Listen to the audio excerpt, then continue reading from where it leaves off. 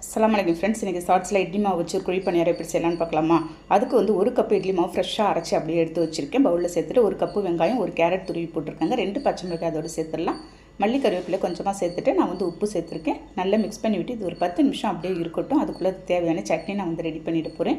ஒரு மிக்ஸி ஜாரில் அரை கப்பு நான் வந்து தேங்காய் சேர்த்துருக்கேன். சின்ன துண்டா இஞ்சி, 2 பல்லு பூண்டு, 2 பச்சை மிளகாய், கொஞ்சமாக உப்பு போட்டு க்ரஷ்ஷாக அரைச்சிட்டு ஒரு கப்பு நான் வந்து பொட்டுக்கடலை சேர்த்து தண்ணி ஊற்றி நல்லா நைஸாக அரைச்சி எடுத்துகிட்டு வந்துட்டு பாருங்கள். இந்த மாதிரி திக்காக இருந்தால் தான் நமக்கு வந்து நல்லாயிருக்கும். இந்த குழி பணியாரத்தை கடுகு பருப்பு கருவேப்பிலை மட்டும் போட்டு தாளித்து வச்சுருக்கேன். அப்படியே இருக்கட்டும். அதுக்குள்ளே ஒரு குழி பணியார பேனை ஸ்டவ்வில் வச்சு கொஞ்சம் கொஞ்சமாக எண்ணெய் அந்த குழியில் ஊற்றி நம்ம ரெடி பண்ணி வச்சுருந்த மாவு எடுத்து கொஞ்சம் கொஞ்சமாக ஊற்றிடலாம்.